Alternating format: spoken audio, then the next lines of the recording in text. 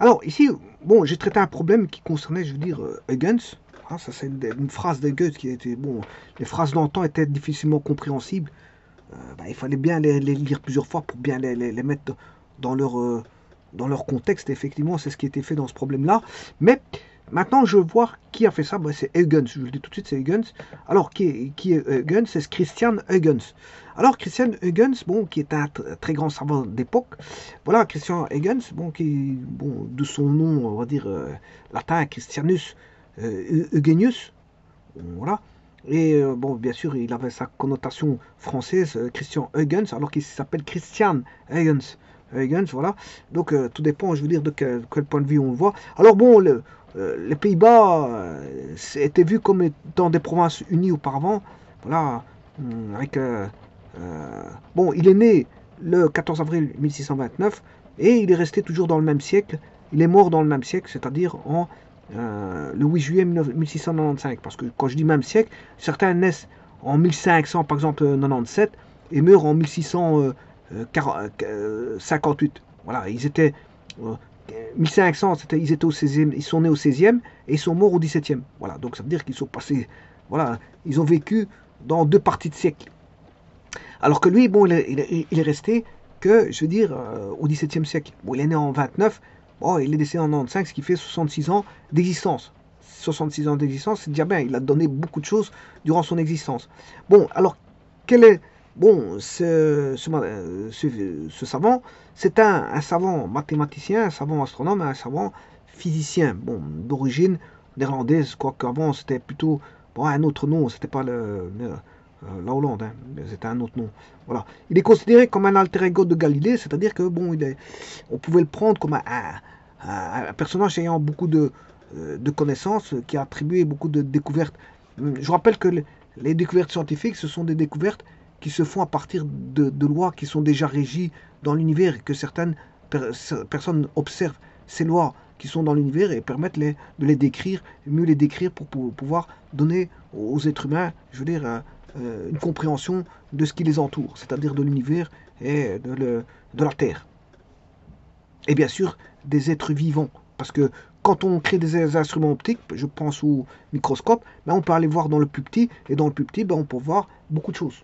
On peut voir beaucoup de choses dans le très petit. Et donc, quand on, l'observation mène à beaucoup de choses. Hein. L'observation mène à beaucoup de choses. Par exemple, si vous voulez étudier les plantes ou les animaux ou ce que vous voulez, vous pouvez étudier tout un système de ce que vous voulez. Bon, chacun étudie un domaine. Et s'il en fait des découvertes, mais il en fait, je veux dire, découvrir, je veux dire, les gens de leur découverte. Eh bien, une fois qu'on a fait des découvertes, je pense par exemple aux animaux, si on vous étudie les animaux, ben dans les animaux, vous allez pouvoir les classifier. Ben comment? Par exemple, ceux qui ont une colonne vertébrale, par ceux qui n'ont pas de colonne vertébrale. Alors, je pense à ceux qui ont des colonnes vertébrales, par exemple, ce sont ce qu'on appelle les vertébrés. Alors, les animaux, vous pouvez les classer parmi ceux qui sont vertébrés, ceux qui sont invertébrés. Si vous prenez les vertébrés, vous pouvez étudier les vertébrés à température constante, voire à température variable. Si vous étudiez ceux à température constante, vous aurez voilà, les oiseaux et les mammifères.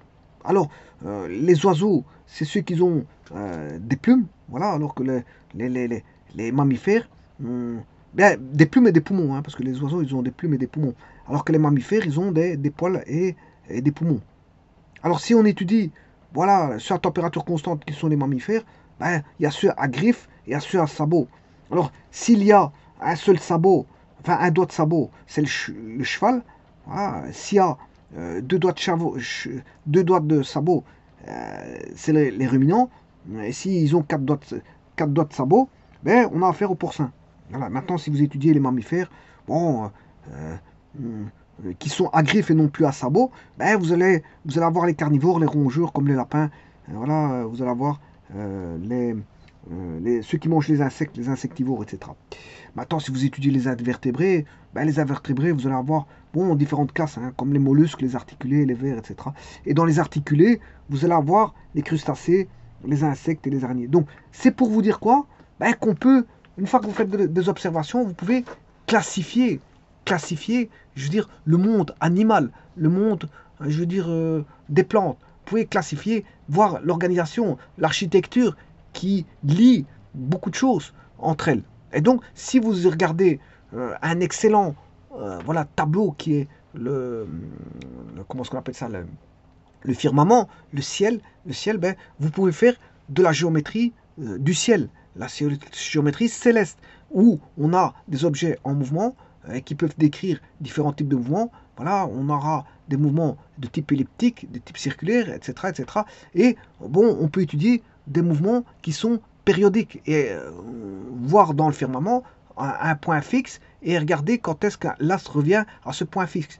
Maintenant, pour ce qui concerne Huygens, lui, il est fort connu dans l'étude de la, comment on appelle ça, bon, il est connu dans beaucoup de choses, je vous le dis tout de suite, mais il était connu, fort connu aussi dans la, comment on appelle ça, l'optique géométrique.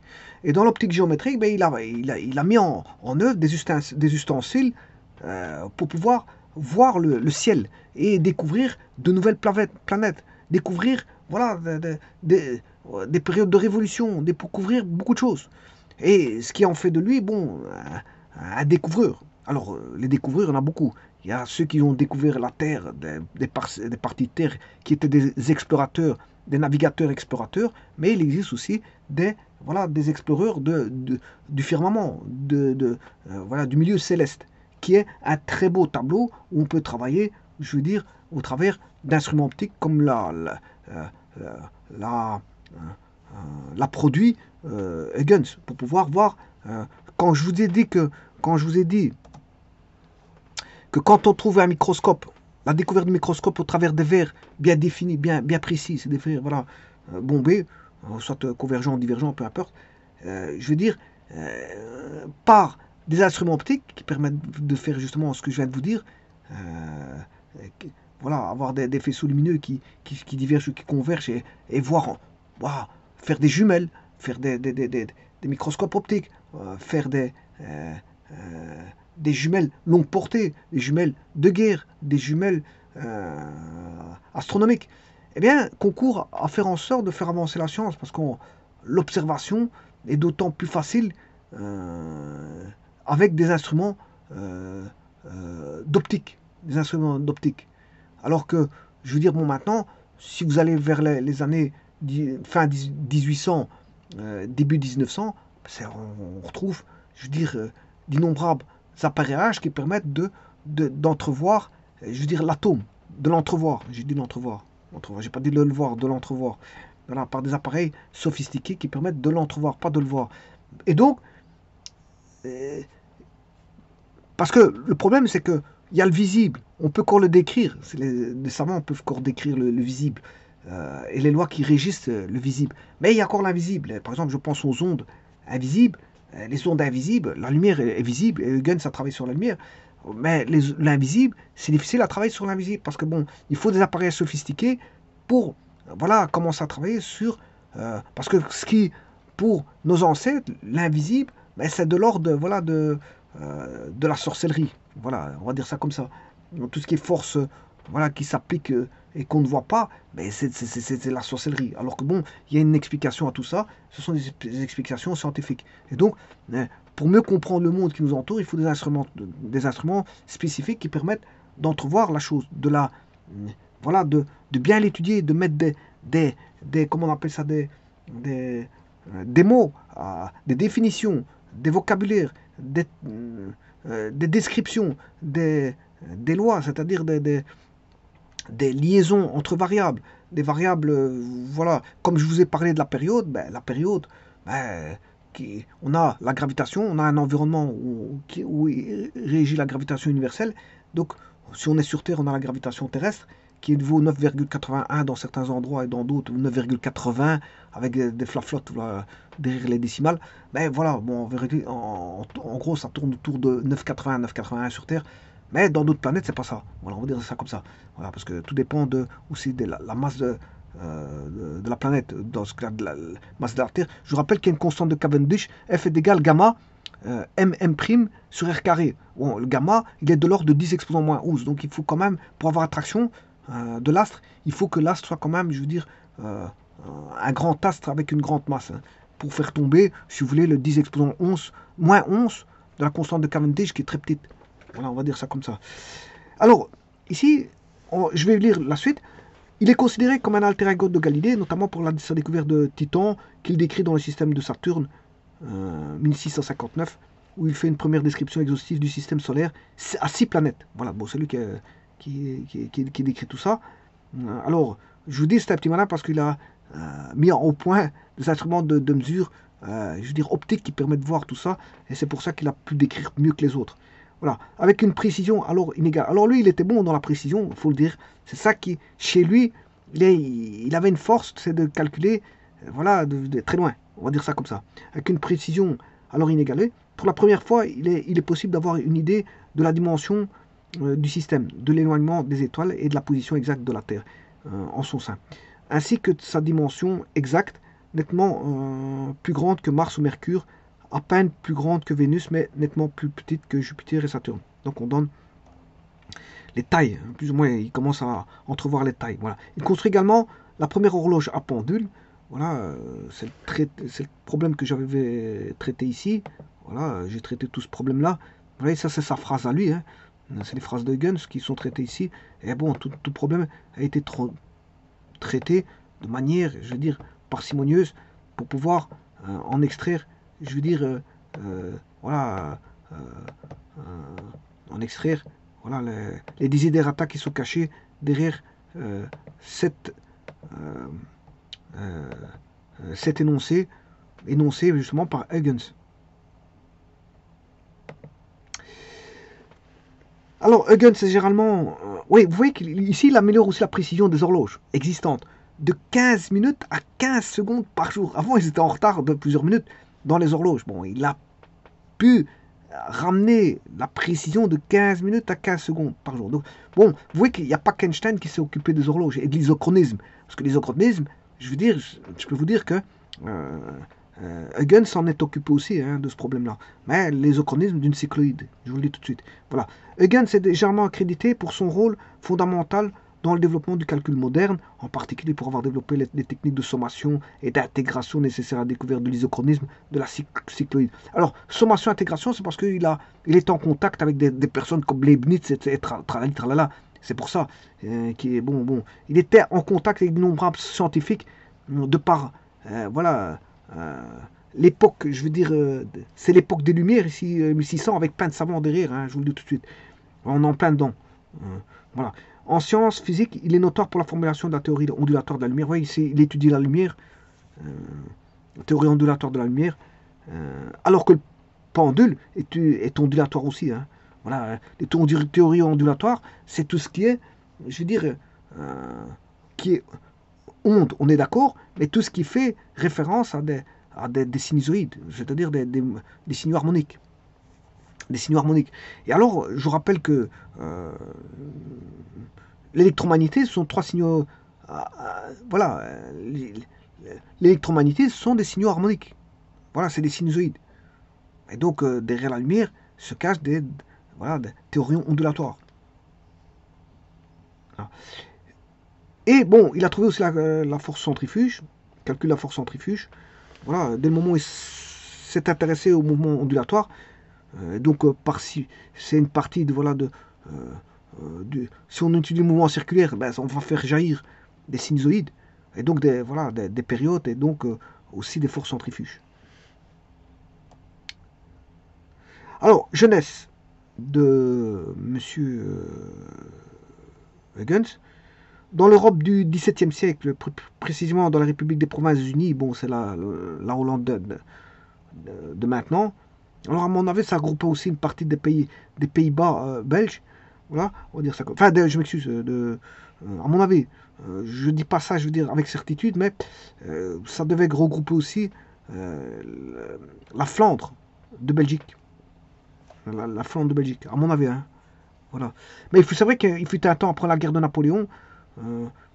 Après Napoléon, la Belgique fut sous administration hollandaise, mais ça n'a pas plu à beaucoup, parce qu'avant ça, c'était Napoléon, c'était le département de Napoléon aussi, Et puis c'est devenu, bon, l'Angleterre a décidé que, a proposé pour que la Belgique soit indépendante, voilà, en 1830. Alors que de 1815, après la bataille de Napoléon, qu'il a perdu à Waterloo, ben de 1815 à 1830, la Belgique est restée, je veux dire, sous le joug hollandais. Après, elle a eu son indépendance en 1830 grâce à l'Angleterre qui a proposé de rendre plutôt la Belgique indépendante.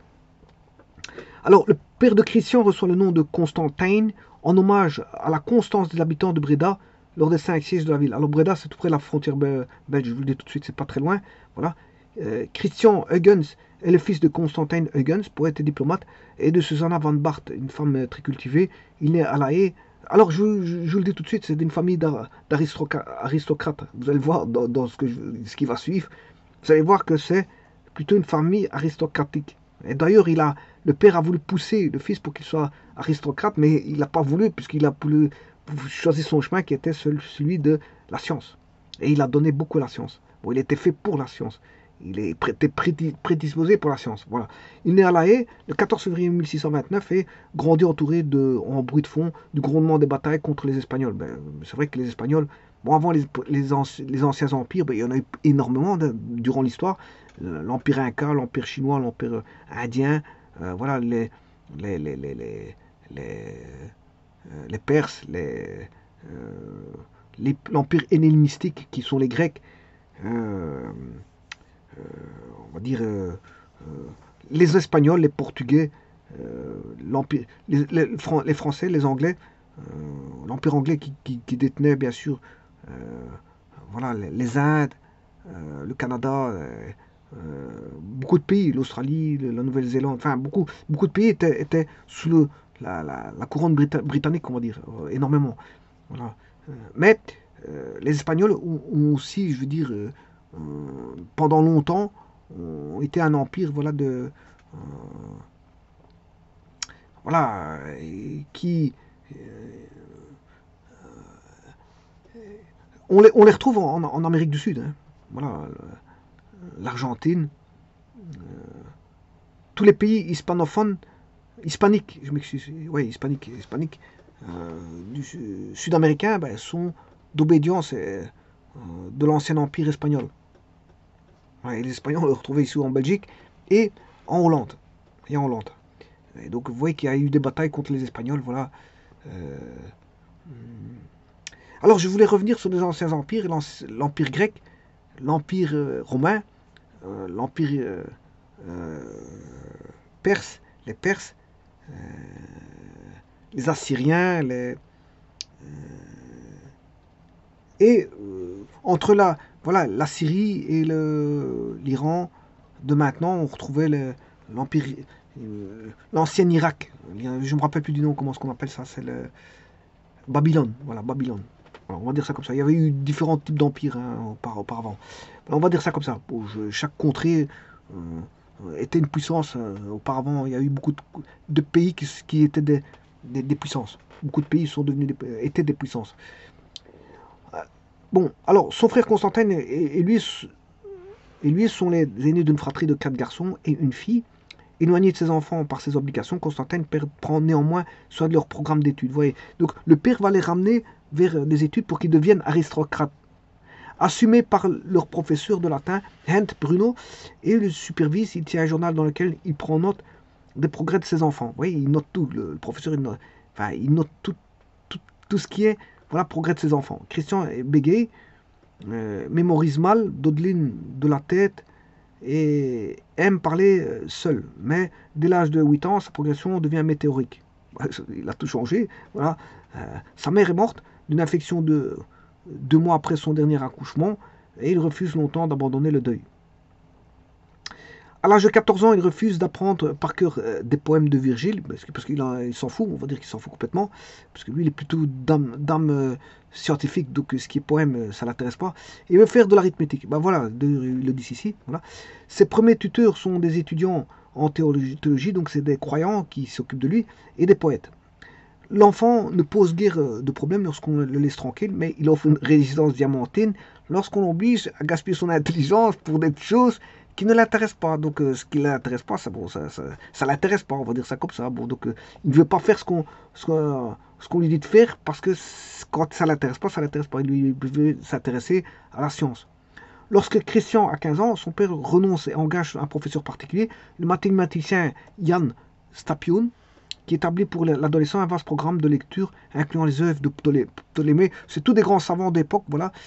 Ptolémée, Copernic, Stephen Brahe, Kepler, bon, qui ont étudié le ciel. Hein. Ces gens-là, ils ont tous étudié le ciel. Donc, le plan de travail, c'est le ciel. Le plan de travail de la géométrie et de la mécanique céleste, c'est le ciel, c'est leur plan de travail. Le tout, c'est de trouver des instruments pour pouvoir y voir le plus loin possible. Ptolémée, Copernic, Stephen Brahe, Kepler et même Descartes. Alors, Descartes, c'est... Voilà. Tous les rénovateurs du savoir astronomique, il met son élève au courant des domaines scientifiques les plus d'actualité, mais il lui conseille d'essayer dans la mesure du possible de tirer lui-même ses propres conclusions au lieu d'assimiler celles d'autrui. Bon, Constantin, bien sûr quel père, respecte la curiosité scientifique de son fils, mais ne renonce jamais au vœu d'en faire un parfait homme de cour, c'est-à-dire un aristocrate, qui n'a pas voulu, hein, je vous le dis tout de suite, Christian n'a pas voulu. Voilà, Huygens n'a pas voulu, le fils de Constantin, qui est Christian, n'a pas voulu de cette vie-là. Avant d'entrer à l'université, Christian connaît la rhétorique et l'escrime, joue du luth, de la viole de gambe et du clavecin, monte à cheval, chasse, chante, danse, patine sur glace et peint. Ben, vous voyez, il faisait même du patin à glace. Donc c'est pour vous dire que bon, les hobbies, c'est pas ça qui manquait à l'époque. Hein. Bon, il s'embêtait pas. Il s'embêtait pas, il faisait de la monte à cheval, il allait à la chasse. Bon, il jouait de l'instrument de musique, il chantait, il dansait, voilà, il faisait du patin à glace, mais il peignait même. Il peignait. En plus de ça, oui, à propos de peintre, ça c'est dû à un peintre. Hein. Vous voyez, ça c'est Christian Huygens, en 1671, peint par Caspar Netscher. Voilà, c'est une peinture. Avant, il n'y a pas de photo. Bien sûr, quoique l'appareil photo est un instrument, je veux dire, d'optique, ben lui, on était dans les prémices de l'optique, je vous le dis tout de suite. Voilà, mais justement, lui, il a apporté beaucoup de choses à l'optique. Donc, pour faire une photo, ben, c'était une peinture. Voilà. Alors, en plus de sa langue maternelle néerlandais, il maîtrisait le grec, le latin. Bon, c'est normal parce que c'est scientifique. Avant, il y avait des cours de latin et grec. C'était comme ça. L'italien et le français, bon, ça fait beaucoup quand même. Ça fait 1, 2, 3, 4, 5. 1, 2, 3, 4, 5 langues. Mais encore, il est habile dans l'art de converser et c'est se conduire en parfait aristocrate, ce que son père voulait le ramener.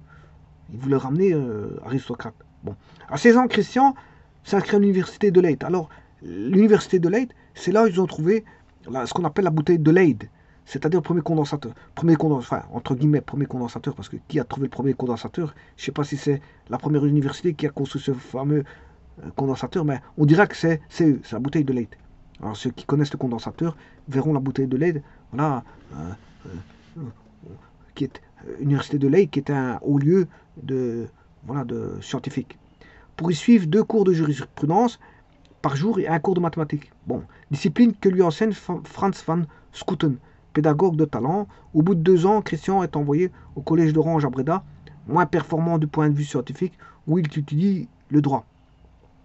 Dans une lettre de présentation, son père présente Christian au comte Henri de Nassau, et là c'est là que son père veut essayer de l'introduire dans l'aristocratie. Voilà, par l'entremise, voilà, de l'élever au travers, comment est-ce qu'on appelle ça, de l'échelle sociale. Il va le présenter à des personnes de haut niveau. Qui en octobre 1649 l'embauche en mission à l'ambassade au Danemark. Oui, là il est voilà, là, sur la haute cour, aristocrate, au niveau de la haute cour, mais voilà, c'est pas son milieu, je vous le dis tout de suite. La mort précoce de Guillaume II d'Orange, voilà, il a fallu la mort d'Orange, que tout va changer, marquer un coup d'arrêt à la carrière diplomatique de Christian. Là, il ne veut plus rien savoir de ce monde-là, que de l'aristocratie, de la diplomatie, tout ce qui s'ensuit. La loyauté des Huygens à la maison d'Orange leur interdit l'accès au poste officiel. Donc vous voyez, une fois que Guillaume II d'Orange a disparu, voilà, bien, ils n'ont plus de contact avec la haute sphère, et bon, ils sont descendus d'un écran, on va dire. Christian a enfin un quartier libre pour se consacrer à la science. Bon, il fait plus partie de l'aristocratie, il est descendu de l'échelle sociale pour pouvoir se mettre dans un milieu qui est le sien, qui est plutôt le monde de la science, et de comprendre la science. Voilà. Alors, vie privée et familiale. Les hommes illustres ne sont pas les seuls à retenir son attention. En 1663, il y eut aussi une Française, Marianne Petit, fille d'un ingénieur, mais la vocation de Marianne est de se retirer au couvent, auquel cas un hérétique protestant n'est pas indiqué pour l'en dissuader. C'est donc en vain qu'il la courtise, et ses déceptions amoureuses l'accablent pendant des mois. Dans sa correspondance, on en trouve plusieurs relations sentimentales et même quelques intentions de se marier, mais comme la plupart de ses œuvres de ce projet n'aboutit jamais. Dans le domaine privé, il ne manque pas de motifs pour sombrer dans la mélancolie. À mesure que les années passent, l'originalité de son esprit scientifique déteint sur sa vie domestique. Ses frères et sœurs se marient l'un après l'autre. Suzanne en 1660, Constantin en 1668 et le de Wake en 1674. Voilà, il écrit à ce dernier: tu es le père d'un fils magnifique à moi et d'une invention qui est magnifique à sa manière. En janvier 1670, il se sent physiquement indisposé, mais c'est sa santé psychique qui est aussi en jeu. Convaincu de se retrouver au seuil de la mort, il rassemble par écrit toutes les découvertes importantes qu'il n'a pas pris le temps de publier. Voilà, l'incertitude qui pèse sur l'issue de sa maladie se prolonge pendant des semaines. Enfin remis sur pied, il quitte Paris et va trouver refuge dans sa vieille maison de la Haye, où il retrouve l'atmosphère familiale et l'affection de ses proches.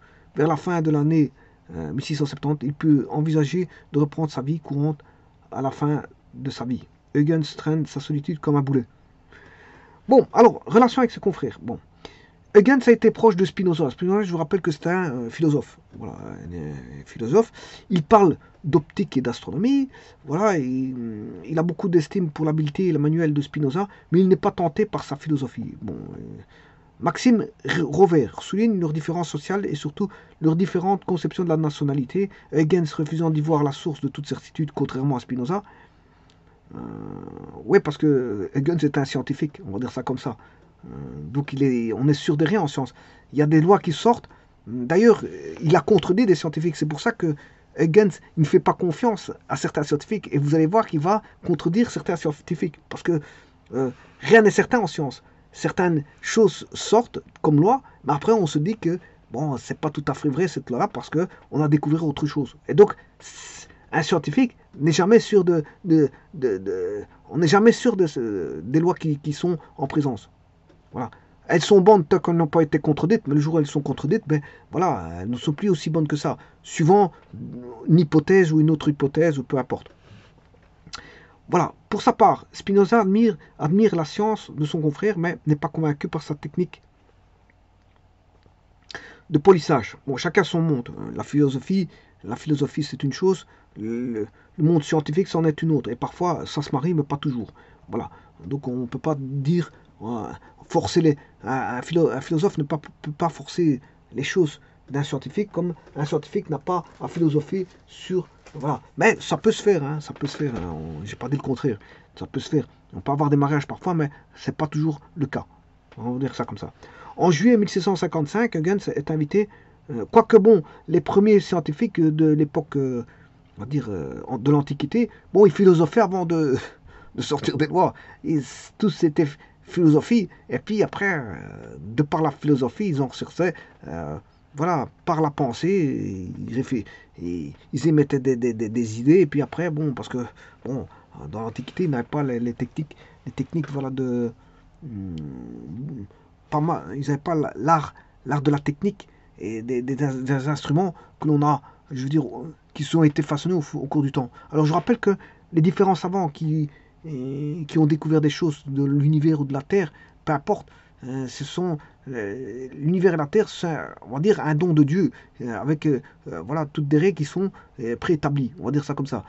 Et alors, bon, les scientifiques ne font que découvrir des lois de l'univers. Voilà, les découvrir et mettre des relations entre des variables. Maintenant, il n'y a pas un scientifique qui est meilleur que l'autre. Chacun donne. C'est vrai qu'il y a des scientifiques qui nous ont donné beaucoup qui ont donné beaucoup enfin, qui ont fait beaucoup de trouvailles, donné beaucoup de découvertes. Mais c'est pas pour autant qu'on doit les distinguer, parce que chacun apporte à chaque époque son on va dire, s'abrique à l'édifice.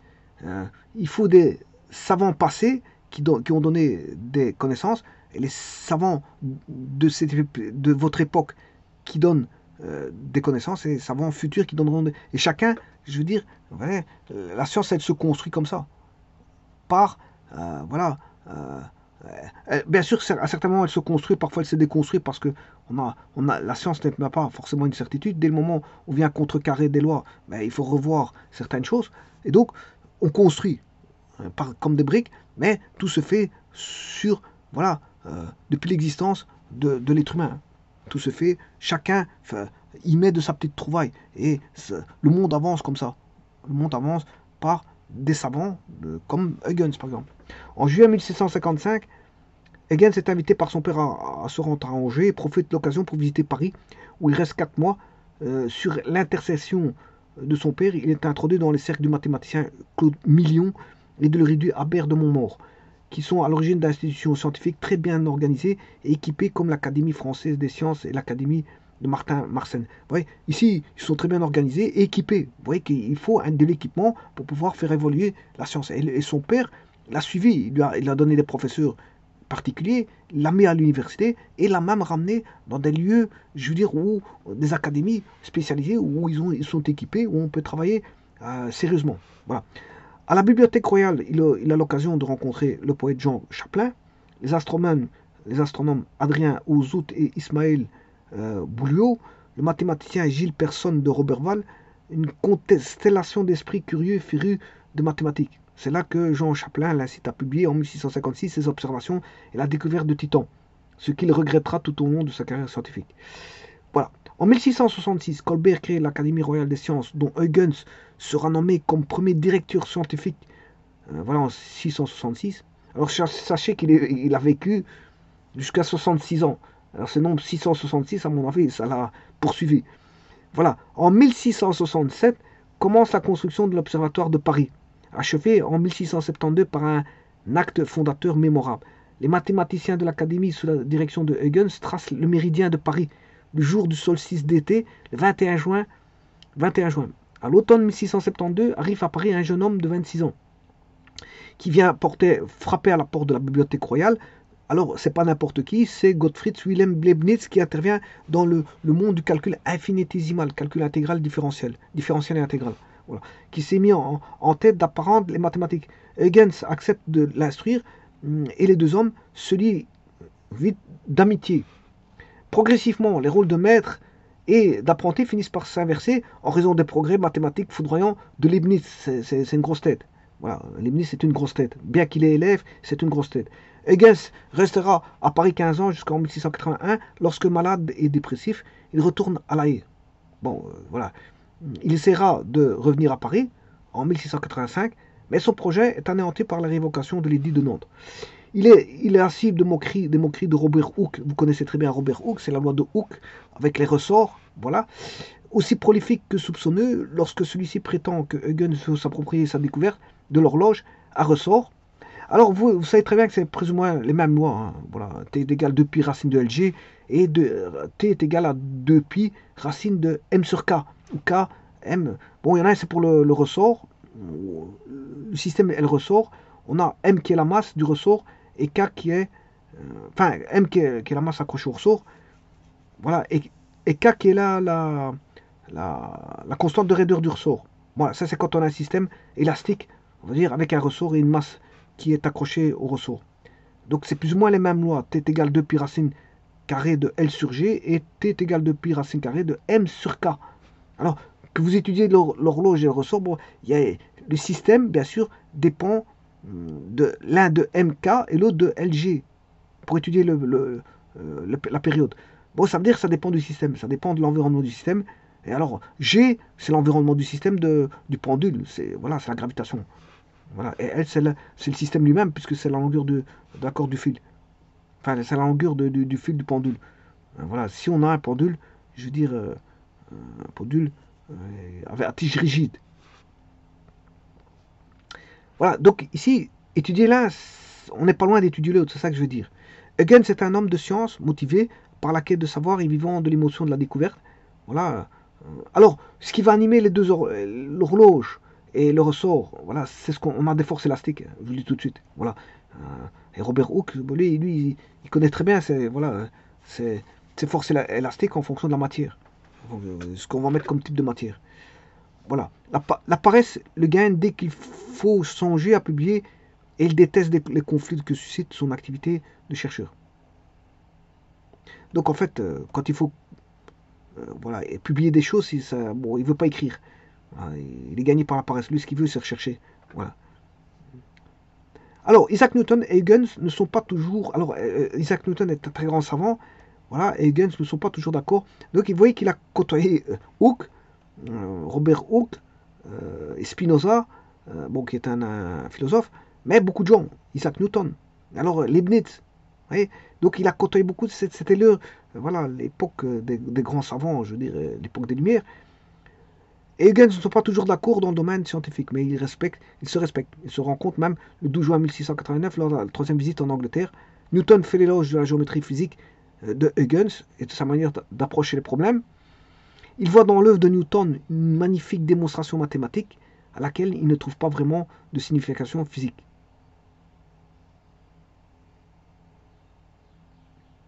Voilà, l'astronome qu'est voilà, Christian Huygens, à la fin du mois d'octobre 1652, Huygens avoue à Franz van Schooten la dioptrique m'absorbe entièrement. Il veut réaliser le télescope dont rêvait Descartes. Voilà. Mais avec des verres que les artisans savent fabriquer. Vous voyez que tout était l'œuvre des artisans qui fabriquaient des verres. Ça a été la même chose pour le microscope. Hein. Parce que pour observer le petit ou le grand, ben, il faut des verres. Les lunettes, il faut des verres. Voilà. Les jumelles, il faut des verres. Voilà, tout ça, il faut des verres. Bon, maintenant, on a un microscope, on a d'autres instruments de mesure, je veux dire, qui permettent de, voilà, avec des ondes, etc., qui permettent de, voilà, de cibler certaines choses, d'entrevoir certaines choses. Attention, voir et d'entrevoir n'est pas le même. Hein. Voir, c'est de visu, entrevoir, c'est percer un mystère qui n'est pas observable. Voilà. Il est le premier à appliquer la loi de Snell. C'est Snell-Descartes. Voilà, Snell-Descartes. C'est la loi de Snell-Descartes. Donc, elle n'est pas due qu'à Snell. Elle est due aussi à Descartes. Hein. Voilà. On dit la loi de Snell-Descartes. Pour calculer la distance focale avec exactitude ainsi que le grossissement de toute lentille sphérique. Voilà. Ce qui est intéressant dans les lentilles, c'est de voir plus gros, donc grossir. Ou voir plus petit. C'est intéressant aussi de voir plus petit ou gros. Donc ce qui est intéressant, c'est d'avoir des multiplicateurs, je veux dire, optiques, qui seraient, comme on va dire, un amplificateur optique qui grossit. Voilà, qui grossit. Il grossit. Voilà, il permet de voir plus grand. Plus grand. Voilà. Et il sait déterminer la taille de la position et l'orientation des images. Il réalise l'ambition de Johann Kepler de réduire la dioptrique à un problème mathématique. Il achève en 2 ans le premier avant-projet de traité dans lequel il expose en une centaine de pages et par la suite de propositions enchaînées son interprétation mathématique de la dioptrique. En 1654, avec l'aide de son frère Constantin, oui, Constantin c'est le frère, hein, c'est pas le père, c'est le frère. Il entreprend de tailler lui-même ses objectifs et ses oculaires.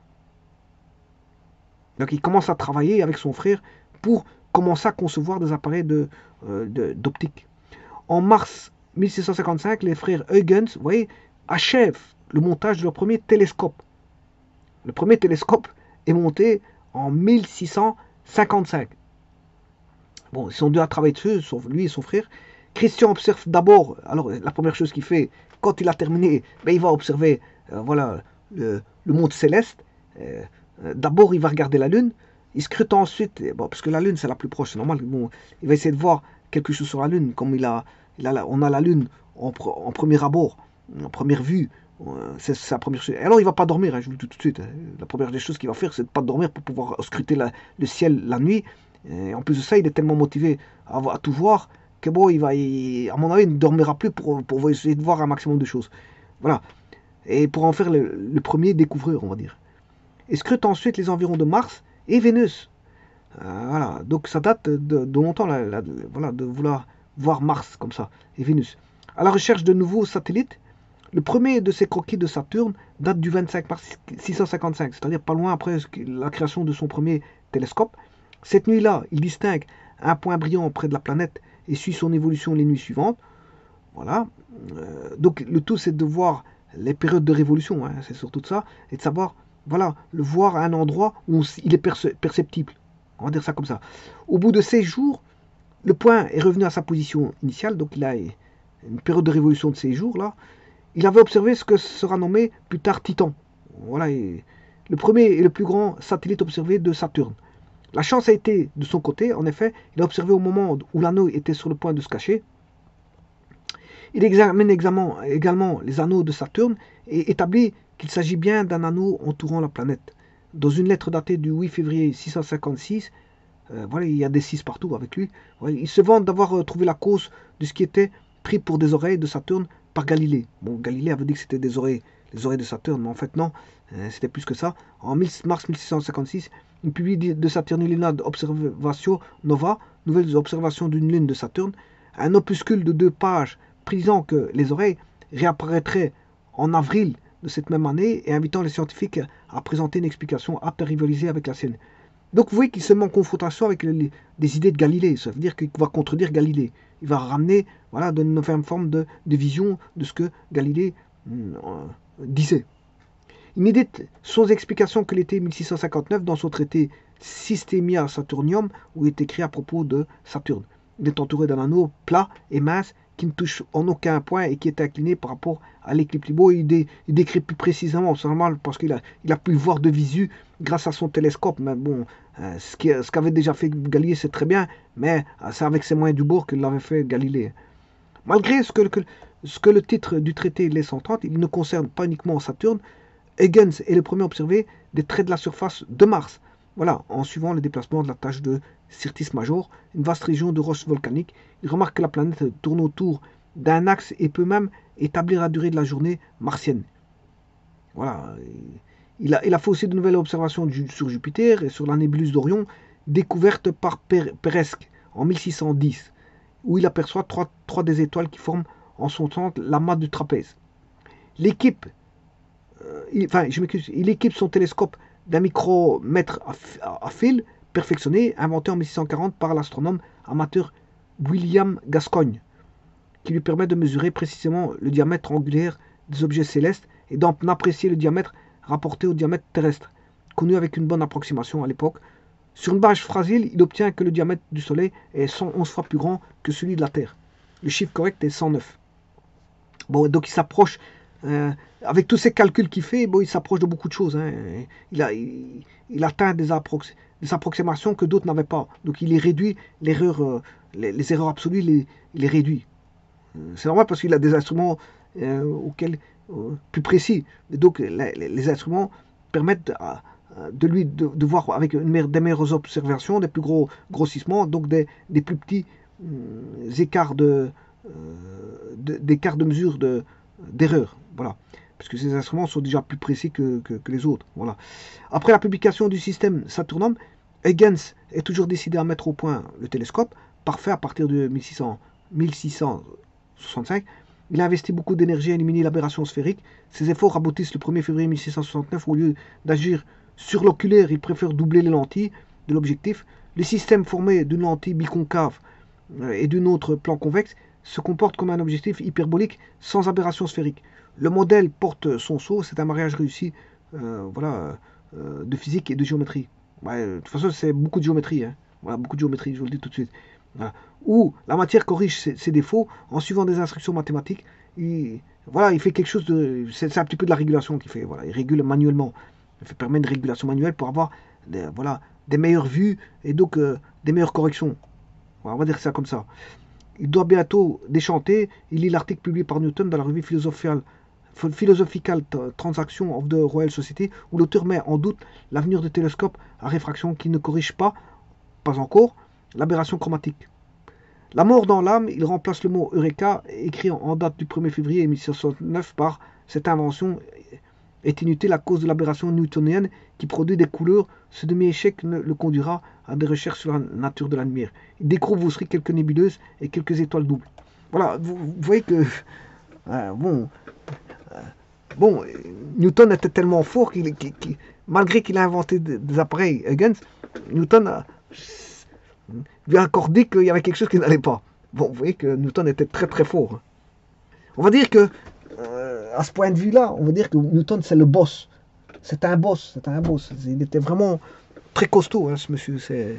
On va dire que c'était un très, très grand boss, hein, parce que pour aller dire, bon, le gars, il fait tout pour essayer de fabriquer quelque chose de, je veux dire, de très, très, je veux dire, élogieux pour la science, pour pouvoir faire des expérimentations, des observations. Ben, je veux dire, il pensait arriver à quelque chose de très, je veux dire, sophistiqué. Euh, Newton est revenu redescendre d'un cran. Redescendre d'un cran. Parce que le boss, c'est qui? C'était à cette époque-là, c'était quand même Newton, hein, on va dire ça comme ça. Le mathématicien. Bon, Christian Huygens en tant que mathématicien, c'est dans le domaine de la géométrie que Huygens fait ses premières découvertes dans une branche comme les quadratures. À 22 ans, il détecte une erreur dans les résultats. Vous voyez, ici, encore une fois, il y a une erreur dans les résultats et il l'a détecté. Voilà. Donc il va la corriger, bien sûr. Hein. Voilà.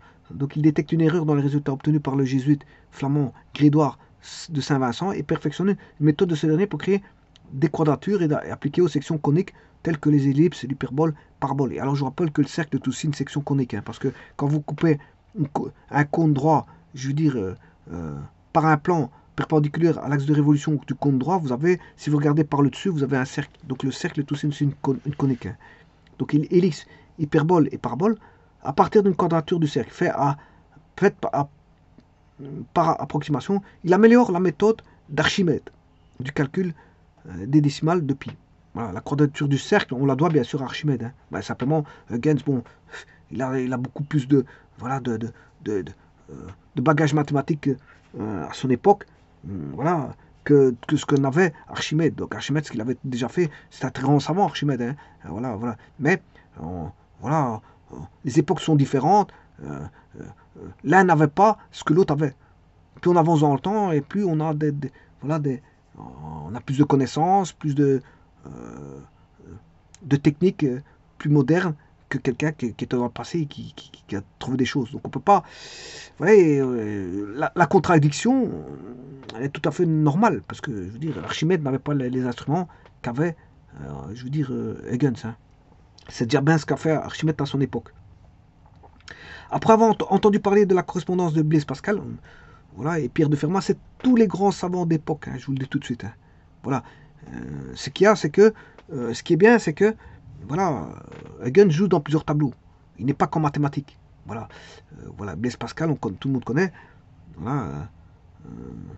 Pierre de Fermat, encore une fois, il n'est plus à présenter, au sujet des problèmes des parties. Lors de son premier voyage, à Paris en 1655, Huygens, encouragé par Franz van Schooten, publie le premier livre sur le calcul des probabilités. Bien sûr, c'était l'époque où ils se faisaient des petits paris. Voilà, ils sortaient des problèmes. Ils étaient dans leur carrosse, ils écrivaient un problème et ils donnaient. Bon, c'était écrit de façon bizarre. Je vous le dis tout de suite. Les écritures de problèmes de ces époques étaient. Bon, ça. Bon, alors que maintenant, les problèmes sont simples. Je veux dire, par rapport à avant, quand les premiers problèmes sortaient, ça a toujours été comme ça. Hein. Quand on a un petit peu les solutions, il est plus facile de les aborder. Ou les techniques, quand on les a, c'est plus facile de les aborder que quand on n'a pas les techniques, on n'a pas les solutions. À cette époque-là, c'était, bon, tout le monde s'y mettait pour, aussi bien du paysan que, je veux dire, à l'aristocratie, que, je veux dire, dans les milieux royaux, et les mathématiciens, etc., tout le monde s'y mettait pour trouver des problèmes qui étaient, je veux dire, donnés, comme dans l'Antiquité, il y avait des problèmes comme ça, hein, mais on ne savait pas les résoudre parce que on n'avait pas je veux dire, des problèmes d'économie, d'agriculture, des problèmes voilà, de militaires, qui étaient posés, mais qu'on ne trouvait pas parce qu'on n'avait pas des techniques mathématiques comme on a maintenant à l'heure actuelle. On a tout ce qu'il faut, enfin, on n'a pas tout ce qu'il faut, mais on a énormément de choses qui peuvent nous aider. Si on n'a pas, on ne trouve pas la solution d'une certaine façon, on peut trouver d'une autre manière, par une autre technique. Voilà, on peut trouver par plusieurs techniques, on peut trouver des solutions. Alors qu'avant, il n'y avait pas beaucoup de techniques. Et quand on posait un problème, c'était difficile à résoudre. Tout le monde s'y mettait, tout le monde mettait de gros son grain de sel et certains trouvaient. Voilà, voilà. Alors, ici, vous voyez que, et dans les probabilités, c'était comme ça dans les jeux de hasard, il y avait beaucoup de problèmes qui étaient posés. Voilà, beaucoup de problèmes qui étaient posés. Et il y a introduit comme notion fondamentale la valeur de l'espérance. Bon, on le doit à Huygens, l'espérance, voilà, d'une situation d'incertitude. Ouais, je vous rappelle que c'est un peu normal qu'il joue avec ça, hein, les incertitudes, parce que déjà, il a corrigé beaucoup de choses au niveau. Il vous parlait tout à l'heure de certitude. Ouais, il était sûr de rien. Voilà, c'est par rapport à Spinoza qui lui disait qu'il faut être sûr, ouais, faut être quand même sûr de soi. Mais ici, lui, il n'est sûr de rien. Et ce qui, et dans tout, il a contredit beaucoup de choses. Ben, il a été contredit aussi parce que Newton l'a contredit à propos de ça.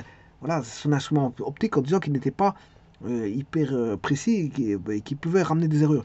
Donc lui, il était calculé beaucoup de choses pour essayer de réduire les erreurs absolues et construire des appareils pour essayer d'aboutir à voilà, moins d'erreurs absolues et plus de certitude. Mais il n'avait jamais la certitude. Et donc là, il s'est intéressé beaucoup à la certitude parce qu'il voit bien que plus il s'approche d'une certitude et plus il est content. Voilà. Et donc, pour s'approcher de la certitude, il faut réduire l'incertitude, c'est-à-dire les écarts en valeur absolue. Enfin, je veux dire, les valeurs, les écarts absolus. Il faut les éliminer, enfin, les réduire. Je ne vais pas dire les éliminer, les réduire. Et quand vous construisez, par exemple, comme lui, une machine optique, bah, je veux dire, il faut réduire le maximum d'erreurs et faire ces calculs avec le plus de précision possible. Voilà. Et donc, effectivement, là, ça l'intéresse, ces calculs d'incertitude. Et donc, il introduit la valeur de l'espérance. Voilà. Ce livre qu'il traduit en néerlandais en 1660, vous voyez, vous retrouvez encore le 66 comme ça, va jouer, il est mort à 66 ans, je vous le dis tout de suite, voilà, va jouer un rôle déterminant dans la diffusion de cette nouvelle mathématique, bon, qui était naissante, hein, cette nouvelle mathématique naissante, qui était voilà, les probabilités. Voilà. Il est repris en anglais anonymement par John Arbuthnot en 1692. Ça, je ne sais pas si c'est lui qui est le. Voilà. Je ne sais pas. Je ne sais pas dire si c'est lui, exactement lui, dans les probabilités, qui est le. Voilà. Le père des probabilités. Je ne sais pas. Parce que, attention que ça, la probabilité, il y a beaucoup de gens qui mettaient des problèmes de probabilité. Bon, il faudrait que je revoie ça. C'est vrai que les probabilités, je suis pas sûr que ce soit le père. Bon, tout comme lui, je ne suis pas sûr j'ai un moment d'incertitude, j'ai un moment de doute. Parce que je ne suis pas sûr que ce soit Huygens qui a ouvert la porte aux probabilités. Hein. Voilà. Peut-être qu'il a parlé d'espérance, etc. Mais avant ça, il y avait des gens qui traitaient des problèmes voilà, des problèmes courants, qui étaient des problèmes de probabilité. Mais enfin, bref, on va croire ce qu'il raconte. Là, on va dire que c'est le père des probabilités, mais enfin, bref. Voilà. En latin, par Juan, il est traduit en latin par Juan Caramuel et le Corvis en 1670, et de manière décisive par Jacques Bernoulli. Et Jacques Bernoulli, vous le connaissez, bien sûr, on le retrouve bien sûr en probabilité aussi, et dans d'autres domaines. Bon, c'est des énormes savants, hein, je vous le dis tout de suite. Voilà. Bon, les Bernoulli, il y en a eu plusieurs. Hein, voilà. Bon, ici, c'est Jacques Bernoulli, dans la première partie de son Ars Cogitandi, publié en 1715. Bon, il s'est opposé à Leibniz à la fin de sa vie, dans la mesure où il lui semble que le calcul infinitésimal n'est au fond qu'une affaire de langage. La géométrie, devant seule intervenir dans la mise en forme mathématique et des phénomènes, après avoir assimilé, il n'en voit pas l'intérêt, car il est capable, avec ses magnifiques développements géométriques, de résoudre n'importe quel problème que Leibniz lui soumet pour démontrer la supériorité de son calcul. Bon, le calcul différentiel intégral, effectivement, bon, qu'est-ce qui a tort, qu'est-ce qui a raison? Il y a ni l'un ni l'autre n'a tort ni raison, parce que tous les deux sont deux outils magnifiques. Deux outils magnifiques. Donc, tant qu'on a deux outils magnifiques, autant en profiter.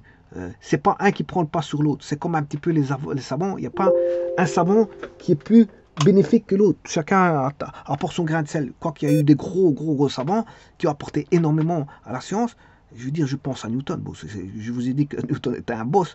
Mais c'est vrai qu'en disant ça, bon, je me contredis parce que normalement, il ne faut pas les placer dans des, je veux dire, comment on appelle ça, des niveaux, des piédestals. Il ne faut pas les placer dans des piédestals. Mais c'est vrai que, bon, question de ça, Newton est un très gros savant. Bon, je veux dire, de la trempe, je veux dire, on va dire, c'est vrai qu'on pourrait parler, je m'excuse, ben, il y a le petit poisson, il y a le gros, et il y a le requin, il y a le, voilà, La baleine, bon, c'est vrai que je m'excuse de mettre dans des piédestals, je ne devrais pas le faire, parce que chaque savant a son mérite, et voilà, d'avoir apporté à la science des bénéfices aux, aux êtres humains.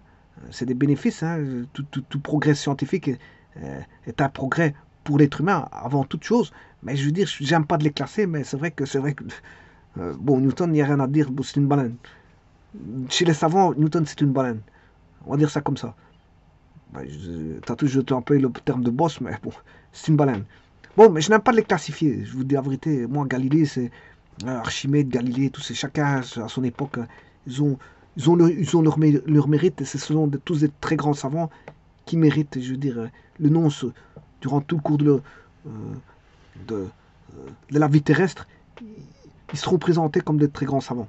Alors, on va dire ça comme ça.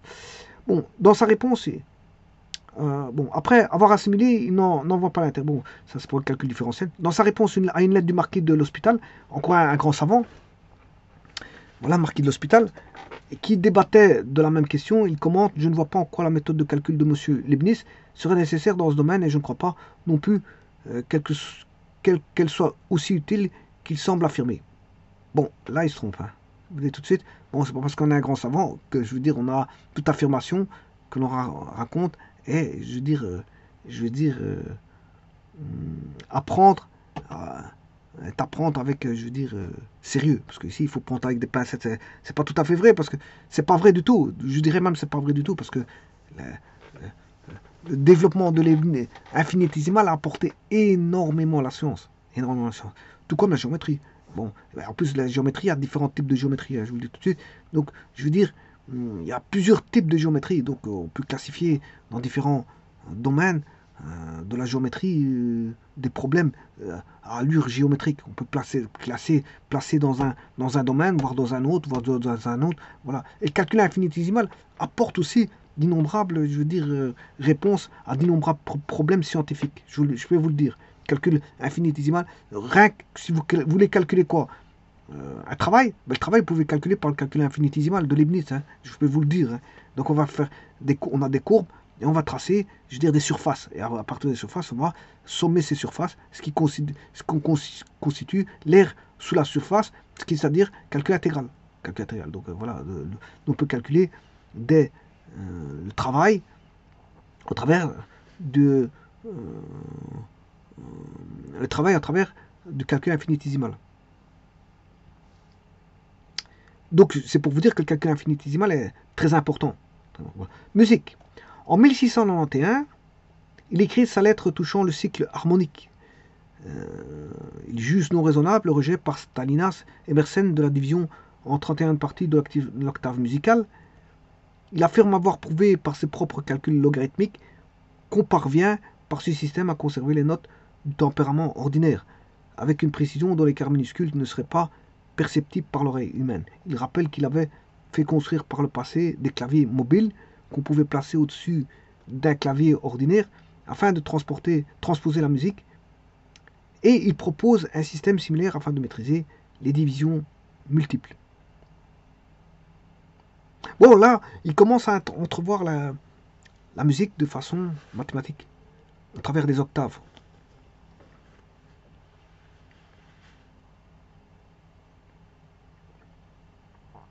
Alors je rappelle que dans un piano, on a do, ré, mi, fa, sol, la, si, puis vous avez encore do, ré, mi, fa, sol, la, si, do, ré, mi, fa, sol, la, si, jusque do, c'est 8 notes, c'est 8 octaves, enfin c'est une octave. Et donc on peut avoir plusieurs octaves sur un piano. Et ce qui fait qu'on aura différentes, voilà, on aura les aigus, les médiums et les graves, au niveau des octaves. Alors un do aigu n'est pas un do grave, on va dire ça comme ça. Un ré aigu n'est pas un ré grave. Le do aigu à do, de do médium à do, on va dire do aigu, do médium à do aigu, c'est une octave.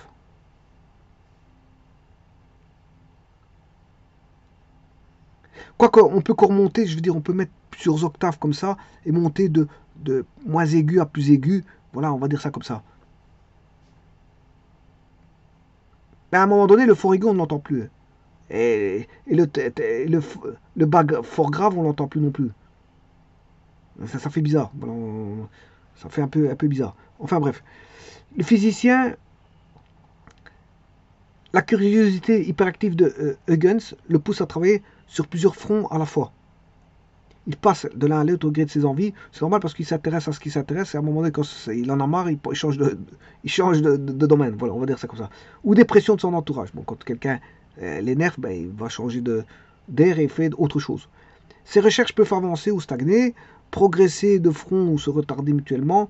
Deux élans contradictoires finissent par le paralyser. Sa répugnance à considérer un projet et sa propension à s'engager constamment dans de nouvelles recherches. Loi des chocs. Alors je rappelle qu'il y a le choc central, élastique et voilà, élastique. Les premiers travaux du jeune Huygens touchent l'élucidation des règles du choc.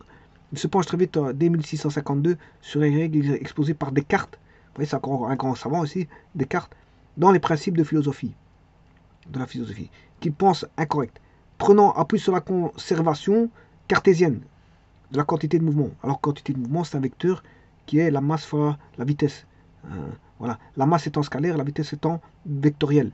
Et un scalaire fois un vecteur, c'est un vecteur. Donc, on a affaire à un espace vectoriel ici. Voilà. Le scalaire fois un vecteur donne un vecteur. Et la quantité de mouvement est un vecteur. C'est un vecteur. Ou c'est simplement la masse fois la vitesse. Il utilise astucieusement le principe de relativité pour changer le référentiel et parvient à déterminer les lois correctes du choc élastique. Voilà, le choc élastique, c'est lui qui l'a trouvé. Par Huygens. Donc il les a corrigés pour ramener à quelque chose de plus correct. Vous voyez, c'était quelqu'un qui était incertain, qui ramenait à moins d'incertitude, donc à plus de certitude, on va dire. À cette occasion, il met en évidence la conservation des sommes des quantités. Voilà, c'est le choc, hein, c'est l'étude de choc. Voilà, le choc central, c'est un petit peu ça. Voilà, hein, conservation des quantités de mouvement, MV carré. Enfin, je m'excuse. Il y a les quantités de mouvement, MV, et les quantités MV carré. Voilà. Alors, je rappelle qu'un demi MV carré, c'est l'énergie cinétique. Hein. Un demi MV carré, c'est l'énergie cinétique. Sans lui donner de signification physique particulière, il ne publie ses règles qu'avec retard en 1669 lors d'un concours lancé par la Royal Society où John Wallis et Christopher Wren donnent eux aussi ses règles satisfaisantes, quoique moins générales. Ça avait été trouvé par d'autres personnes aussi, John Wallis et Christopher Wren. Bon, c'est comme ça, en science, c'est souvent comme ça. Bon, parfois, il y en a qui ont trouvé des choses en même temps, ou un petit peu avant, ou un petit peu après. Et parfois, ils se disent qu'il y en a un qui a copié l'autre. En fait, peut-être pas, peut-être si, on ne saura jamais. Mais c'est vrai que maintenant, s'il y a deux personnes qui font les mêmes travaux à des temps différents, qu'il y en a un qui trouve plus vite que l'autre, et que l'autre finit par trouver aussi, mais par après, et que l'autre l'avait déjà trouvé auparavant, et qu'il n'a pas vu, que l'autre qui l'a trouvé par après n'a pas vu les travaux de celui qui l'a trouvé par avant, on ne peut pas lui dire que c'est un tricheur, ou qu'il l'a copié, ou qu'il... Voilà, c'est pas toujours comme ça. Hein. Maintenant, c'est vrai qu'il y en a qui essaient de copier. Mais ça, c'est pas toujours le cas. Mais c'est vrai que parfois, à un moment donné, des gens qui ont trouvé des lois, et l'autre, il l'a trouvé après. Après, il se dit, bon, moi, je l'ai trouvé après, j'ai quand même droit voilà, j'ai quand même trouvé quelque chose, donc j'ai droit à quelque chose. On dit non, ben, c'est celui à 80 en premier. On va dire ça comme ça. Bon, instrument de projection.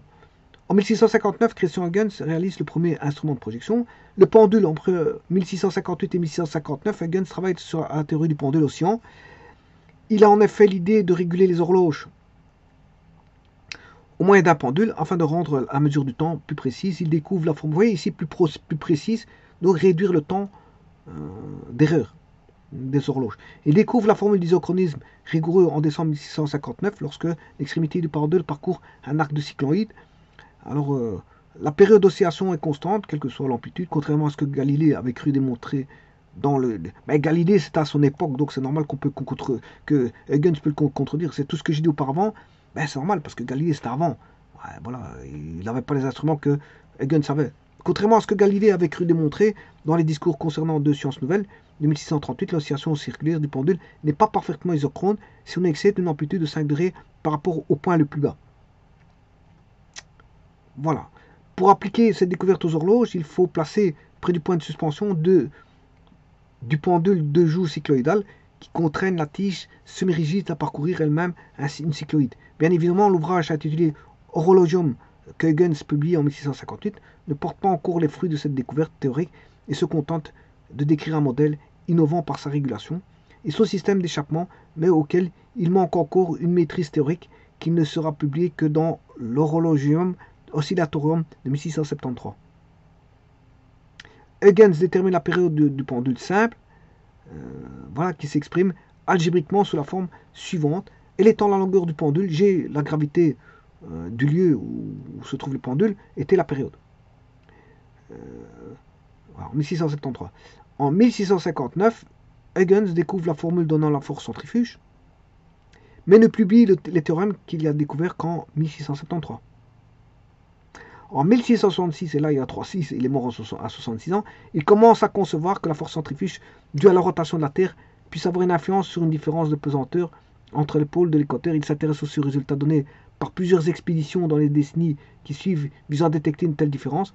Vers 1690, en même temps que Newton, il pense que cette différence de pesanteur est incompatible avec une forme purement sphérique de la Terre et donne une estimation de l'aplatissement de celle-ci.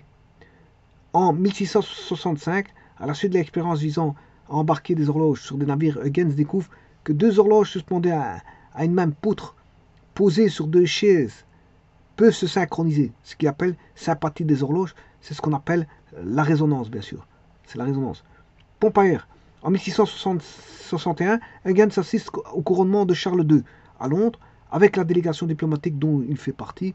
En 1662, il assiste avec enthousiasme aux expériences sur le vide de Robert Boyle, ouais, très connu aussi de la science, les lois de voilà, Boyle et Marriott, voilà, et Robert Hooke, que vous connaissez déjà, voilà, inspiré par l'œuvre pionnière de Otto von Guericke. Voilà, ça c'est les commandes, ce qu'on appelle ça, voilà, pour trouver voilà, des chevaux qui tirent avec voilà, deux demi-sphères, des hémisphères, ce qu'on appelle, je crois, les hémisphères de Magdebourg, voilà, qui sont mis là, et alors deux chevaux qui tirent de part et d'autre, n'arrivent pas à les retirer. Pourquoi? Parce que là, on commence à se découvrir, parce qu'on a fait un vide à l'intérieur, hein, c'est normal. Alors, les deux hémisphères n'arrivent pas à se décrocher par les chevaux qui tirent.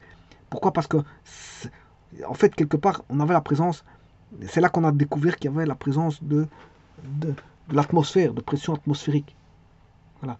De retour à La Haye, au cours de l'été, il décide de fabriquer sa pompe à air. Voilà, et vers la fin de l'année, il se flatte d'avoir amélioré le modèle de Boyle.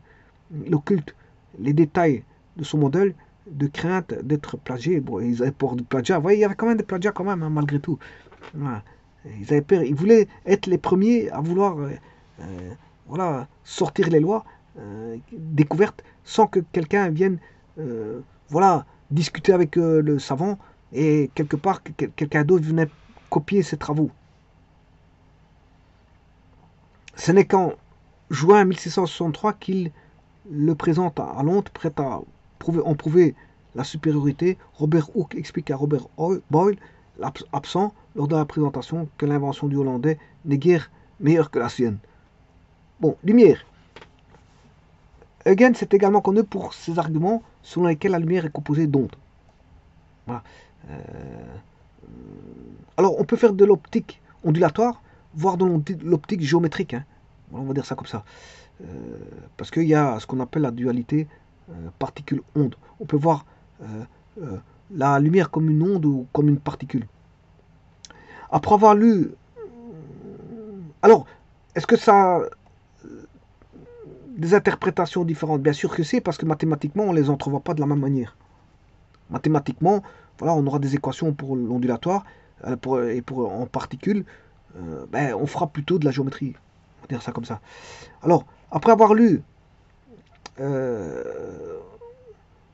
l'article publié en février 1672 par Newton dans la revue Philosophical Transactions of the Royal Society, où l'auteur met en doute l'avenir du télescope à réfraction qui ne corrige pas l'aberration chromatique, sa première réaction est la circonspection. Il soupçonne l'anglais de répondre en partie par sa critique dévastatrice à une stratégie visant à mettre en valeur sa proposition de télescope à réflexion. Bon, il disait, bon, il va faire... Bon, en fait, Voilà, on va dire ça comme ça. On va dire ça comme ça. Voilà. En réponse à Isaac Newton, il se lance dans l'étude de la nature de la lumière à la suite de savants tels que Ignace Gaston, Pardy, Erasmus Bartholin.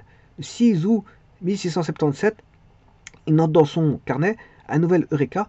Il a découvert grâce aux propriétés des cristaux et de leur coupe géométrique, en particulier grâce au spathe d'Islande, que des lois de réflexion et de réfraction de Snell-Descartes, cette fois-ci ils ont mis Snell-Descartes, hein, voilà, ils l'ont bien mis parce que tout à l'heure ils avaient mis Snell tout court. Les lois de Snell-Descartes sont conservées si l'on suppose qu'une propagation de la lumière sous la forme d'onde. La double réfraction du spathe d'Islande peut être expliquée avec la théorie ondulatoire, ce qui n'est pas le cas avec une théorie corpusculaire. En octobre 1677, il écrit à Jean-Baptiste. Vous voyez, c'est pour ça que je vous disais tout à l'heure que y a la théorie ondulatoire permet, je veux dire, d'expliquer certaines choses. Et la théorie corpusculaire peut, voilà, expliquer beaucoup de choses. Mais parfois, la théorie corpusculaire n'est pas suffisante et on retombe sur la théorie ondulatoire. Mais c'est comme en géométrie. En géométrie, certaines géométries ne répondent pas à certains problèmes et qu'il faut certains types de géométrie pour répondre à un problème bien précis. Je pense au problème de De Fermat. C'est une forme de géométrie bien spécifique qui va répondre à au théorème de De Fermat. Donc ici, c'est la même chose. Parfois, la théorie corpusculaire ne suffit pas et on passe à une théorie qui est plus, je veux dire, plus mathématique, plus, je veux dire, incisive, qui est la théorie ondulatoire, qui, elle, va répondre, je veux dire, aux besoins de certaines réponses. Voilà. En octobre 1677, il écrit à Jean-Baptiste Colbert pour lui annoncer qu'il a résolu le casse-tête au milieu de l'année. Ouais, bon, casse-tête, il y a beaucoup de choses qui sont casse-tête. Le fait de trouver quelque chose en science, c'est déjà un casse-tête. Ouais. Casse-tête, c'est bon, c'est qu'on n'en connaît pas le problème, la réponse. On ne sait pas comment prendre la tournure des événements, comment on va prendre la tournure des événements pour pouvoir aborder le sujet et répondre à la solution du problème. Et c'est ça un casse-tête, ça peut durer longtemps. Voilà, on cherche aujourd'hui, on n'a pas trouvé. On cherche demain, on n'a pas trouvé. On cherche dans 3 jours, on n'a pas encore trouvé. Ben, dans un an, on n'a pas encore trouvé. Ben, c'est vrai qu'à un moment donné, ça prend la tête. C'est pour ça que ça dit casse-tête. Voilà. Au milieu des années 1679, il fait une présentation ordonnée de sa théorie devant l'Académie royale des sciences. La théorie ondulatoire, publiée en 1690 dans son traité de la lumière, sous une forme encore très peu développée, est vite éclipsée par les succès newtoniens. Le boss est toujours là, voilà, pour éclipser les travaux je veux dire, comment s'appelle, Huygens. Voilà. Newton est tellement puissant dans le monde de la science qu'il éclipse beaucoup de savants qui sont autour de lui. Voilà, et ça c'est un problème. C'est un problème pour les savants qui sont quand même des savants, qui ont trouvé beaucoup de choses et qui ont du mal, je veux dire, à s'élever au niveau de Newton, parce que Newton est tellement, je veux dire, un être, je veux dire, grandiose au niveau de la recherche et de la découverte, que, je veux dire, Newton fait de l'ombre aux autres grands savants. Aux grands savants. Voilà. Et ceci va terminer un petit peu, voilà. En tout cas, c'est que c'était l'époque de lumière, hein, ces différents savants qui se sont, voilà, qui se sont côtoyés. C'est bien, c'est bien. Donc, le côtoyer des savants, ça permet, de, je veux dire, d'avancer dans la science. Hein. C'est en côtoyant des savants que, voilà.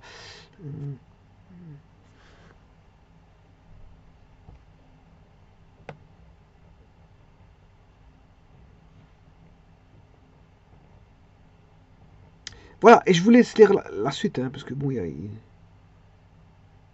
parce qu'il a aussi, voilà, ici j'ai parlé de quoi? De la lumière, voilà. Alors vous voyez qu'il y a aussi Augustin Fresnel, en mécanique, Denis Papin, qui est, voilà, intervenu en thermodynamique. Thermodynamique, Denis Papin. Alors, en 1673, Huygens c'est son jeune assistant Denis Papin. Oh, c'est tous des gens connus, je vous le dis tout de suite, Denis Papin, il est fort connu. Hein. Mettant en évidence à Paris le principe des moteurs à combustion interne qui conduiront au, on va dire, 19e siècle à l'invention de l'automobile. Hein.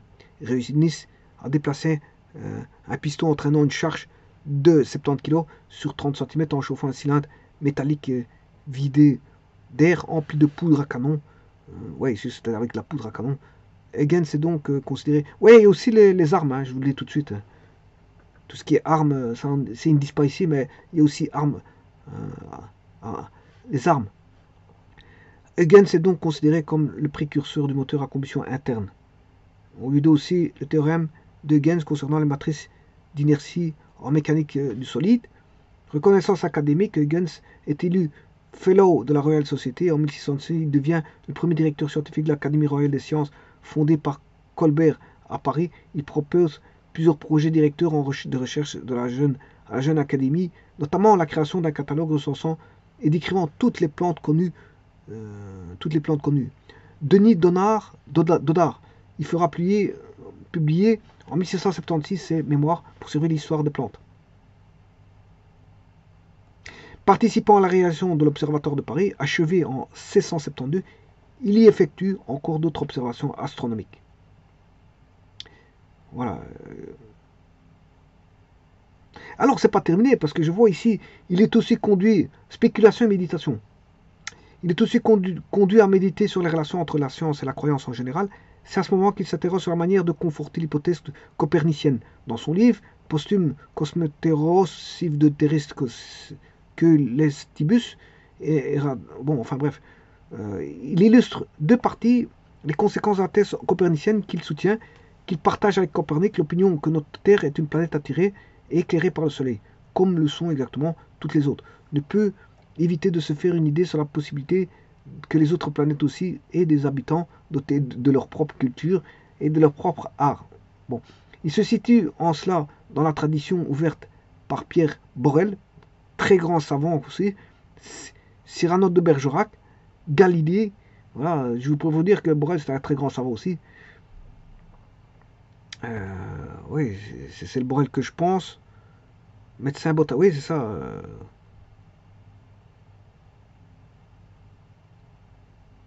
Bon, je sais pas si c'est le même Borel que je pense, mais enfin bref. Cyrano de Bergerac, Galilée ou Gassendi. Voilà, bon, tout ça pour vous dire que... Bon. Alors, et puis il y a sa fin de vie. Alors, voyons voir ce qu'il dit avec Isaac Newton. Il adoucit les rigueurs de la solitude par la lecture de philosophie naturaliste, principe mathématique de la philosophie de Isaac Newton, qu'Edmond Halley lui a fait parvenir. Donc il finit par lire, bon, Isaac Newton.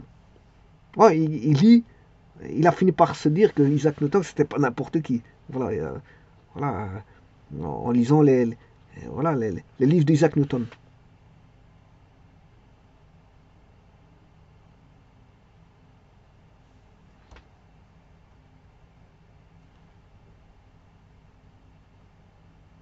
Ah, et il reprend sa correspondance avec Leibniz, qui était son élève. Hein, voilà. Et tout était basé sur des livres qui relient, qui renvoient. Voilà, Leibniz lui adresse un cours de calcul infinitésimal dont il ne se saisit pas l'importance future. Voilà, donc lui, il est resté sur ses idées. C'est des bons. Ces calculs ne servaient à rien. Et voilà, il a beau envoyer des livres, ces calculs ne serviront à rien à l'avenir. Mais ce qui n'est pas vrai, bien sûr. Ce qui n'est pas vrai.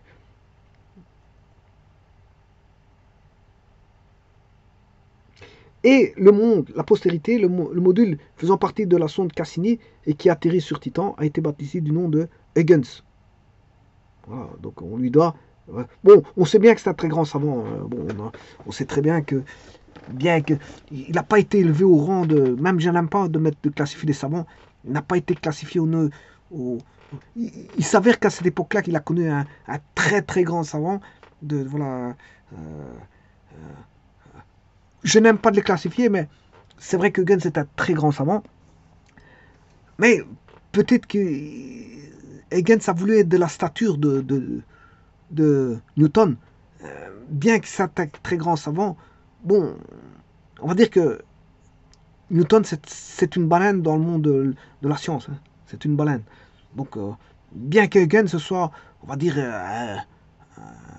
un grand, très grand savant, mais le problème, je veux dire, je n'aime pas de les classifier, mais à mon avis, il était choqué de ne pas être de la stature de la trempe de comment on appelle ça, de Newton.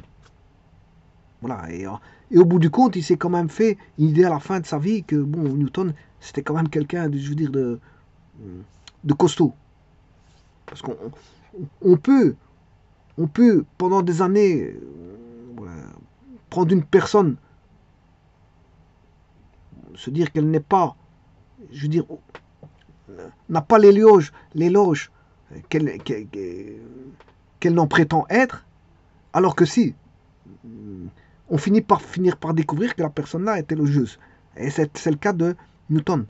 On a beau se dire, bon, Newton, bon, il raconte des bêtises, on va faire un appareil qui, voilà, enfin, pas qui raconte des bêtises, mais bah, on va faire un appareil que, je veux dire, qui va permettre de faire en sorte de dépasser la stature de Newton par l'entremise de l'avoir construite. Et puis, après, on a un retour de manivelle en disant que l'appareil n'est pas, ne répond pas à certaines satisfactions voilà, de l'optique. Donc on est rabaissé par quelqu'un qu'on a voulu le dépasser. On est rabaissé par quelqu'un. Alors on lui en veut. On se dit que cette personne-là n'est pas forcément aussi élogieuse qu'on ne le prétend. Mais si, Newton est élogieux. Et s'il a dit ça, c'est pas pour choquer, c'est pour dire, bon, c'est vérité. Il est savant, il dit des vérités. Voilà. Bien que d'après Huygens, on est sûr de rien, mais quand le boss parlait, lui, il était sûr de tout. C'est ce qu'on peut se dire. Newton, quand il parlait, lui, c'était la certitude absolue. Je veux dire, c'était le boss. Quand le boss parle, bon, je veux dire, il faut laisser parler. Je veux dire, il n'y a pas d'incertitude dans ce qu'il raconte. Enfin bref, c'est comme ça. Mais en tout cas, je dis que Huygens est un très grand savant qui a eu, bien sûr, d'ailleurs, je verrai certaines lois quand je verrai l'optique, loi de Huygens. Je me demande si j'ai pas déjà vu certaines choses avec lui. Voilà, bon, en tout cas, c'est un très grand savant. Il n'y a rien à dire là-dessus. Moi, je n'ai rien à lui redire que ce soit négatif, mais tout en positif, parce qu'il a apporté énormément à la science. Simplement, il en avait un petit peu je veux dire, à ses entourages qui étaient, je veux dire, aussi des savants. Mais on ne peut pas, je veux dire, voilà, faire de différenciation entre savants, bien que parfois on y est amené, parce que Newton, c'est Newton. On va dire ça comme ça. Je vous remercie.